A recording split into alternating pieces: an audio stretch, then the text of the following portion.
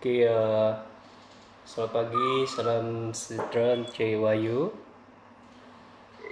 Saya Braswell, pelajar pengajian jarak jauh Universiti Utara Malaysia, PES Kuching. Terima kasih kerana sudi memberi peluang untuk bertemu bual dengan Encik. Oke, sama-sama. Oke, untuk makluman Cik Wahyu, saya sedang buat satu kajian tentang aspek antara budaya dan negara saya dengan Cik lah.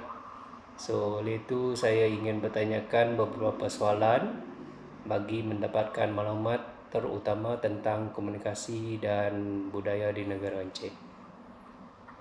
Okey, soalan pertama, bolehkah Encik beritahu saya sedikit mengenai Encik seperti latar belakang, pendidikan, umur, pengalaman kerja dan minat peribadi Encik lah.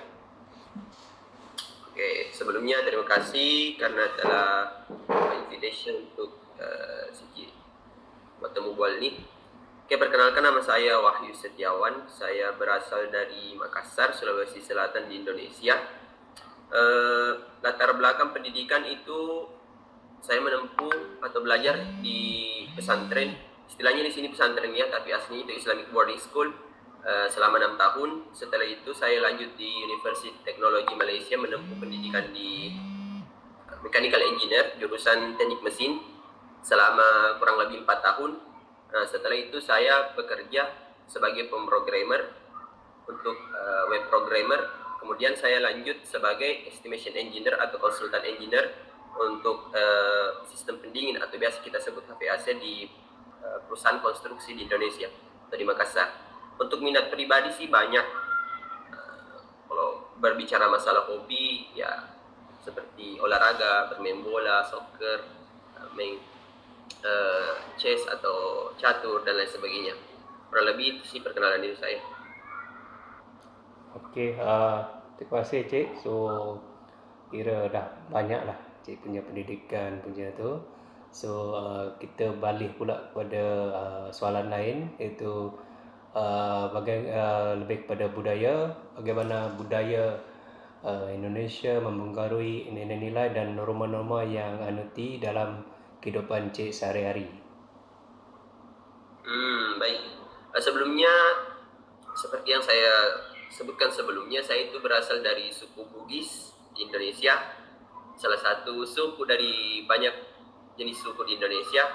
Nah, kalau pada umumnya budaya di Indonesia itu mementingkan satu nilai, yaitu gotong royong atau kerjasama satu sama lain dan saling menghargai atau sikap toleransi. Nah, bagaimana budaya tersebut mempengaruhi hidup saya? Budaya tersebut sudah menjadi nilai yang saya pahami dan yakini dan saya anuti sejak kecil. Jadi dalam lingkungan pribadi, keluarga, sekitar kemasyarakatan dan kerja, nilai-nilai tersebut sudah menjadi patokan.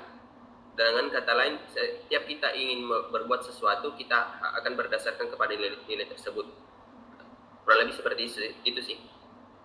Okey. Sebenarnya Cik, sedikit mungkin Cik boleh memberikan contoh tentang bagaimanakah Encik menerapkan nilai-nilai ini dalam pekerjaan atau kehidupan sehari-hari, Cik? Baik, dalam kehidupan sehari-hari itu kita biasanya ada program atau tiap mingguan untuk membersihkan lingkungan sekitar ya. Membersihkan lingkungan sekitar itu membutuhkan sikap kerjasama antar satu sama lain, tidak memikir apapun latar belakang orang tersebut. Dan dalam lingkungan kerja sendiri, kita harus tetap berkoordinasi dan berkolaborasi satu sama lain, meskipun berasal dari background pendidikan yang berbeda untuk mencapai suatu tujuan sehingga kita bisa mencapai apa yang menjadi visi dan misi perusahaan tersebut.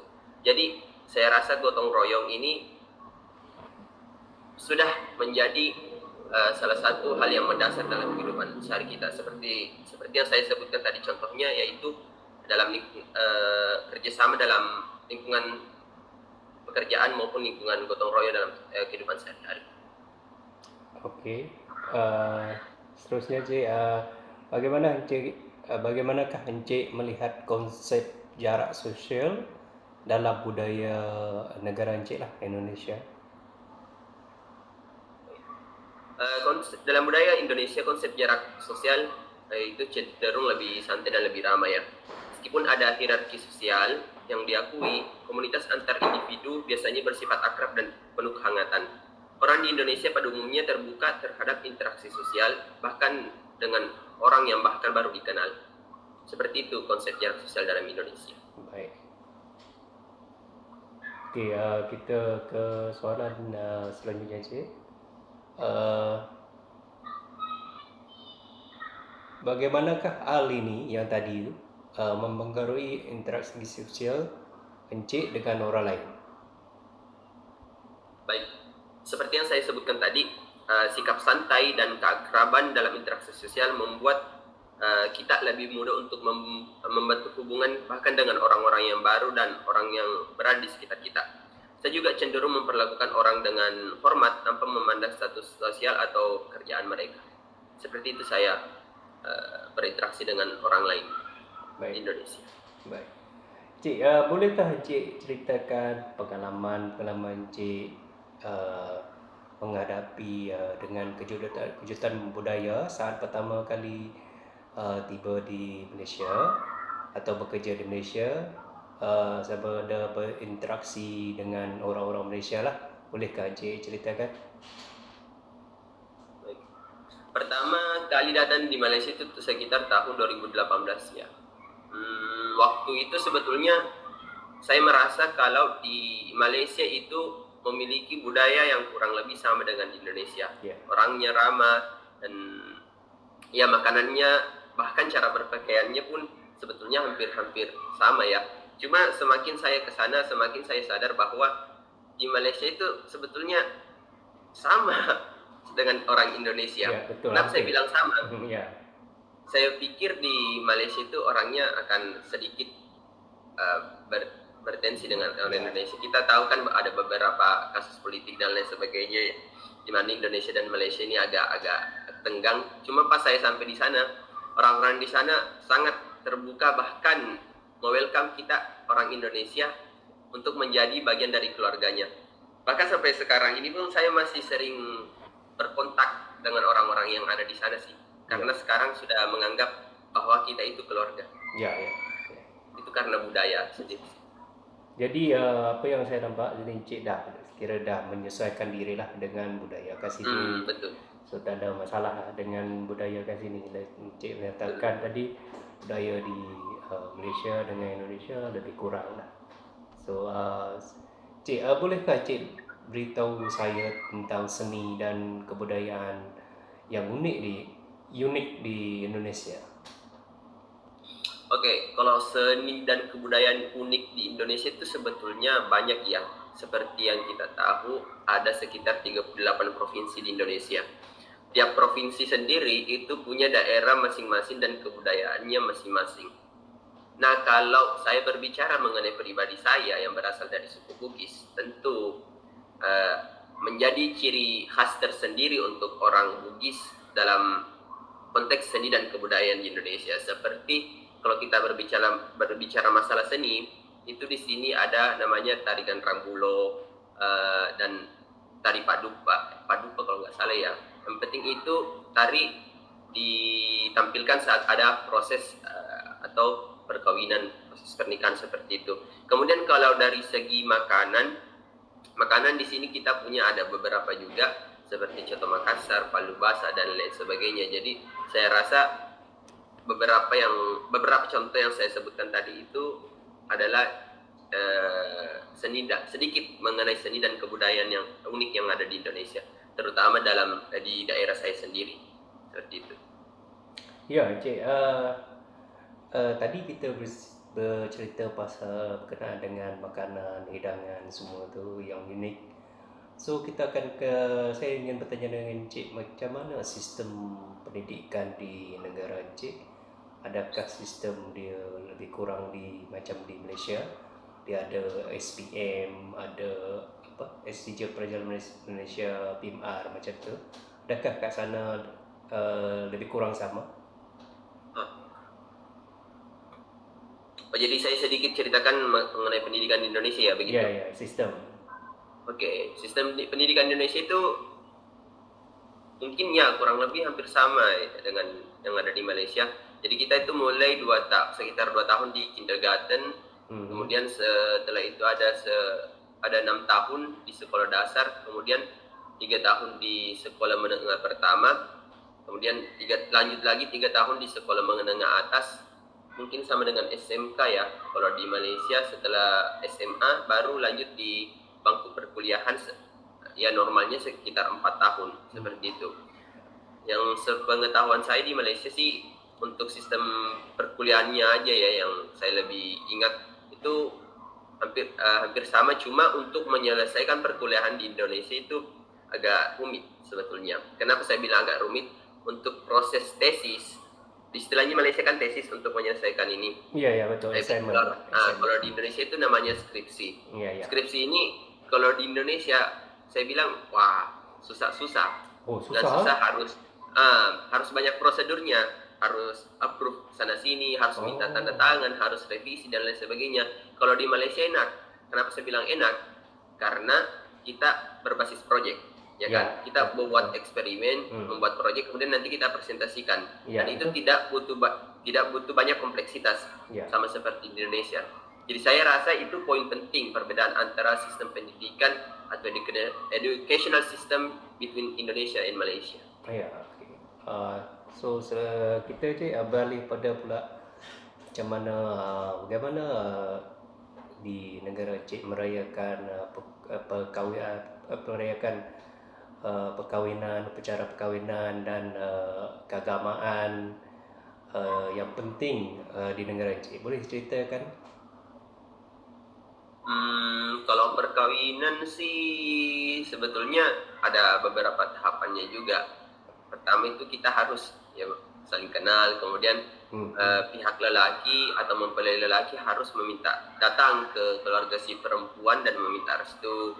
Kemudian kalau sudah direstui baru mereka bisa melaksanakan pesta perkawinan. Nah kalau di pesta perkawinan sendiri itu biasanya dilaksanakan di kampung-kampung atau di kota sendiri. Ya kurang lebih seperti itu sih, hampir sama dengan di Ada juga hantaran semua bagai itu? Hantaran kawin semua tu? Oh iya, di sini ada istilahnya wang panai. Saya wang panai. kurang pasti tahu kalau di Malaysia tahu, tapi di Makassar itu di kampung saya, di provinsi saya itu kental dengan budaya wang panai. Wang panai itu uang yang menjadi perdebatan karena secara adat istiadat sangat-sangat didahulukan. Tapi kita tahu kan secara agama itu uang panai biasanya memberatkan pihak lelaki karena ada standar tertentu untuk perempuan ketika hendak kawin. Misal perempuannya biasa minta 500 juta, 1 miliar dan lain sebagainya. Nah, kalau lelakinya tidak mampu, mungkin sulit untuk melaksanakan perkawinan. Seperti itu. Ada syarat-syarat yang harus dipenuhi oleh lelaki. Itu dari sejadat istiadat, itu budaya kita. Ya. Seperti itu. Soalan terakhir daripada saya. Kalau di Malaysia ni kita sambut perayaan, kalau hari raya tu kita hari raya. Kalau tahun baru Cina kita sambut tahun baru Cina. Kalau di Bali kita sambut di Bali untuk kaum India lah. Tapi bagaimana sambutan perayaan utama di negara Encik? Bagaimana dia disambut? Contohnya kalau di Malaysia, kalau hari raya kita pergi mengunjung, macam tu lah. Hello?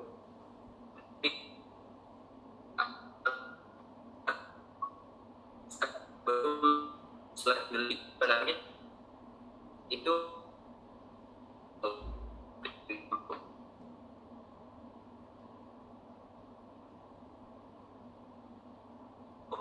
saya rasa kalau dibandingkan dengan perayaan untuk tidak seramai dengan itu. Jadi saya rasa mungkin dulu itu yang paling besar. untuk kedatangannya tersebut ya seperti itu tadi, melakukan pawai, takbiran, dan memeriahkan gitu, sehingga satu Indonesia serentak merasakan bagaimana hari kemenangan yang sebenarnya. Oh. Seperti itu. Oke J, sebelum saya menghabiskan kita punya temu bual, saya mengucapkan ribuan terima kasih pada Cik Wahyu kerana sudi di temu bual dan berkongsi dengan kehidupan dan budaya masyarakat Cik, tentang pengalaman Encik Wahyu semasa juga pengalaman Encik bekerja di Malaysia, mengalami perubahan budaya, makan. Tapi saya rasa sepanjang saya menunggu Encik, saya nampak Encik dah biasa dengan budaya di Malaysia lah. So mungkin ada kata-kata terakhir daripada Encik lah. Kalau dari saya sih, untuk budaya Indonesia dan Malaysia itu bagaimana ya, kurang lebih hampir sama lah. Bahasanya mungkin agak ada yang membingungkan, tapi untuk perayaan dan lain sebagainya, makanannya saya rasa keduanya ini sama begitu. Sama lah. Di Indonesia sendiri kalau masalah seni dan budaya itu mau dibilang sangat beragam juga, sangat banyak, mengingat kita punya suku berbeda-beda, lokasi atau tempat berbeda-beda. Jadi saya rasa perbedaan budaya dan seni ini bukan menjadi sesuatu yang memecah belah kita, akan tetapi sebaliknya bisa menjadi sesuatu untuk melengkapi satu sama lain, begitu, menjadi suatu media untuk saling bersatu, seperti itu. Itu pesan terakhir saya. Ya, Cik Wahyu, sekian saja untuk temubual kita pagi ini. So thank you very much again. Alright. Okay, welcome. See you. See you. Okay. Terima kasih. Terima kasih ya. Terima kasih. Ya. Ya.